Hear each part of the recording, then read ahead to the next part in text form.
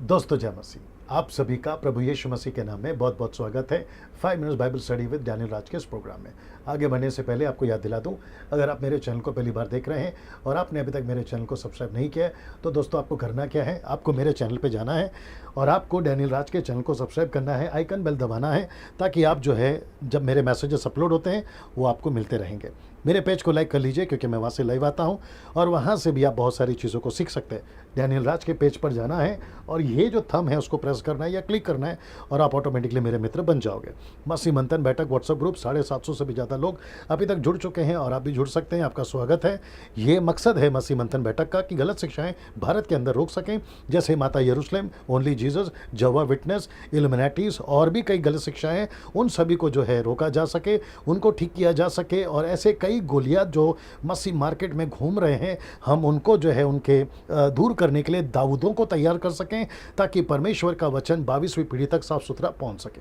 ना आपको करना क्या, इनमें से किसी एक नंबर पे आपको कॉल करना है और उनको कहना है कि आपको ग्रुप में ज्वाइन करें, और जो समय सीमा है सुबह 10 से रात को 9 बजे तक है, उसके बाद आपको कॉल नहीं करना है। इन केस अगर ये लोग कॉल नहीं उठाते तो आपको करना क्या है, दूसरे दिन फिर ट्राई करना है और जब तक नहीं उठाते कॉल करते रहिए, क्योंकि ये भी व्यस्त रहते हैं, कई रिस्पॉन्सिबिलिटीज़ हैं इनकी भी, और काफ़ी कॉल्स आते हैं नेशनली इंटरनेशनली। और याद रखिए कि इन सभी को जो कॉल करते हैं वो जांचते हैं, छांटते हैं, ब्रीफिंग होती है, उसके बाद ही ग्रुप में ऐड किया जाता है। चलिए दोस्तों, आज का विषय आपके बीच में रखने जा रहा हूँ, बड़ा दिलचस्प है। जैसे मैं हमेशा कहता हूँ कि डैनियल राज जो है यूट्यूब से पैसे नहीं कमाता, सोशल मीडिया से पैसे नहीं कमाता, और ना ही नाम के चक्कर में मैं वीडियोस बनाता हूँ। मेरा मकसद है कि आप तक सही शिक्षा पहुँच सके, वो चाहे कोई भी प्लेटफॉर्म हो। मैं इस्तेमाल करना चाहूँगा, चर्च का प्लेटफॉर्म हो, कन्वेंशन हो या फिर सोशल मीडिया का प्लेटफॉर्म हो। मेरी कोशिश है कि आप सब तक सही शिक्षा पहुँचा सकूँ। मैं कई ट्रांसलेशन स्टडी करता हूँ, ग्रीक हो, हिब्रू हो, इंग्लिश हो, हिंदी हो, सारे ट्रांसलेशन स्टडी करने के बाद में, कॉन्टेक्स्ट को समझने के बाद में,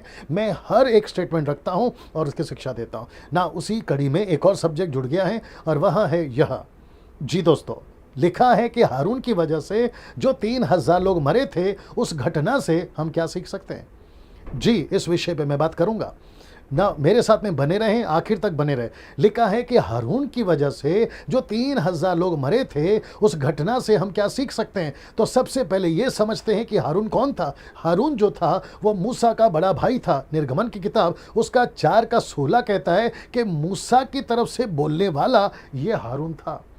दूसरे शब्दों में अगर हम इसको पहला नबी बोले गलत नहीं है, पहला प्रॉफिट बोले गलत नहीं है, ये मूसा के बिहाफ में बात करता था। साथ ही साथ में लिखा है कि वह तेरी ओर से लोगों से बातें किया करेगा, वह तेरे लिए मुंह और तू उसके लिए परमेश्वर ठहरेगा। तो इसका मतलब है कि हारून मूसा का मुंह था, यानी कि बात करने वाला, उसके स्पोक पर्सन बोल सकते हैं, उसके बिहाफ से बात करने वाला ना। इसको देखिए, मूसा, क्षमा करे, हारून सिर्फ बात ही नहीं करता था, लेकिन अगर आपको याद होगा कि हारून के सामने जो पहली लकड़ी फेंककर सांप बनाई ना, वो हारून ही था। इसलिए लिखा है कि जब हारून ने अपनी लाठी को फेंका तो फिरौन और उसके कर्मचारियों के सामने डाल दिया, तब वह अजगर बन गया। तो वो हारून था जो बात भी करता था, चमत्कार भी करता था। नील नदी को लाल हारून ने ही किया, और न जाने ऐसे कई चमत्कार हारून ने किए। तो हारून जो था बड़ा परिचित व्यक्ति था, फेमस व्यक्ति था, और 6 लाख लोगों में नामी व्यक्ति था, और मूसा का बड़ा भाई था ना। इसको देखिए, हारून की गलती, आइए देखते हैं उसकी गलती क्या हुई जिसके चलते 3000 लोग मर गए।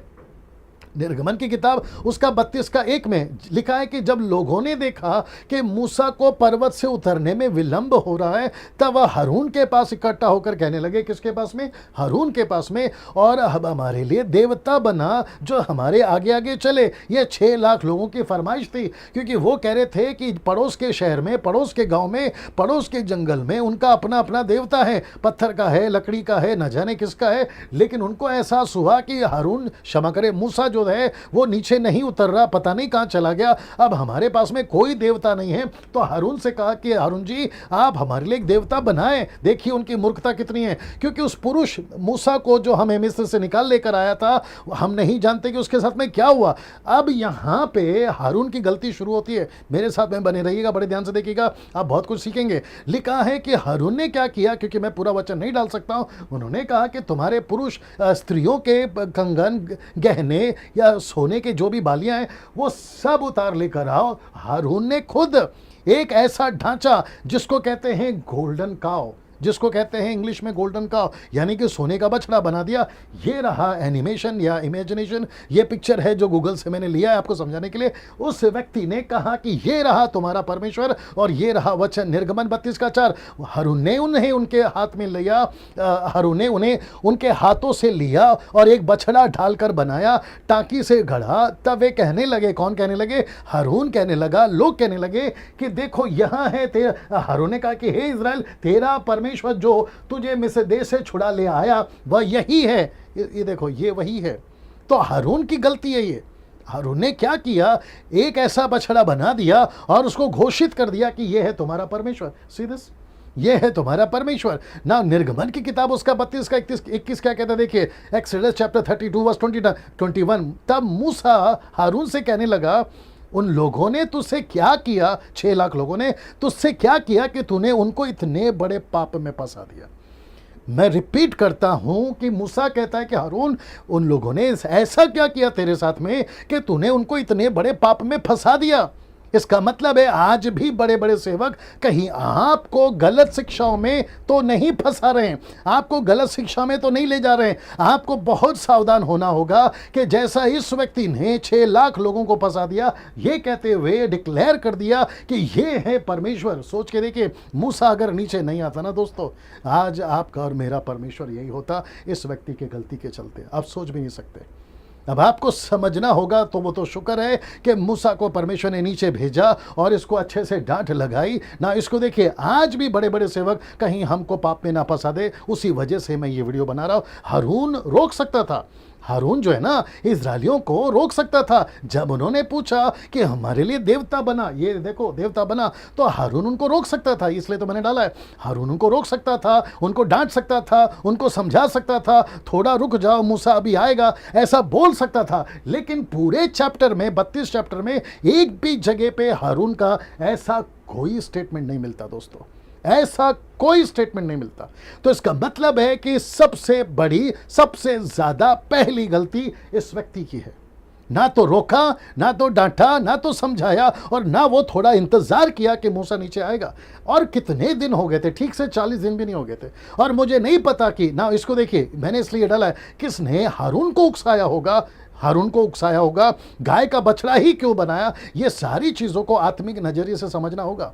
क्योंकि उस वक्त में क्या लूसीफर ने, शैतान ने कैसे उसको उकसाया, कैसे उसको ये काम करने में मजबूर किया, ये सारी आत्मिक बातें हैं जिसको समझना होगा। लेकिन वो घटना बीत चुकी है, अब हम उसको कुछ नहीं कर सकते। लेकिन कम से कम आज के हारून को, मैं रिपीट करता हूं कि आज के हारून को समझना होगा। लेकिन उसके पहले इसको देख लेते हैं। उसने उनसे कहा, किससे कहा? लोगों से कहा, इजरायलियों का, परमेश्वर यहोवा यूं कहता है कि अपनी अपनी जांग पर तलवार लटकाकर छावनी से एक निकास से दूसरे निकास तक घूम घूम कर अपने उन भाइयों को, संगियों को, पड़ोसियों को घात करो। और फिर वचन 28 कहता है कि मूसा के इस वचन के अनुसार लेवियों ने किया और उस दिन 3000 के अटकल लोग मर गए। तो इसका मतलब है कि एक व्यक्ति की गलती से, हारून की गलती से 3000 लोग मर गए ना। इसको देखिए, आज जरूरत है आप अपने अपने हारून को पहचाने, जिसने आपको गाय का बछड़ा, उस वक्त में गाय का बछड़ा की आराधना करने पे मजबूर किया। आज कहीं आपके हारून, जिसको आप फॉलो करते हैं, जिसको आप पापा कहते हैं, जिसको आप फेवरेट प्रीचर कहते हैं, जिसको आप कहते हैं ये मेरा मेंटर है, जिसको आप कहते हैं ये मेरा आत्मिक पिता है, जिसको आप कहते हैं मेरा फेवरेट पास्टर है, जिसको आप कहते हैं मेरा यूट्यूब का फेवरेट प्रीचर है, नेशनल हो या इंटरनेशनल हो, ऐसे हारून को आपको पहचाना होगा। मैं सबको एक ही कैटेगरी में नहीं खड़ा कर रहा हूं, मैं ये नहीं कह रहा हूं कि सब गलत हैं, लेकिन उन्हीं सब में से आपको हारून को पहचानना होगा, आज के हारून को, जो आपको कहीं गाय के बछड़े के पीछे आराधना ना करवा रहा हो ना। इसको देखिए, 6 लाख लोगों की सबसे बड़ी गलती, जानना चाहोगे क्या है? 6 लाख लोगों की सबसे बड़ी गलती थी कि उन्होंने हारून को नहीं परखा।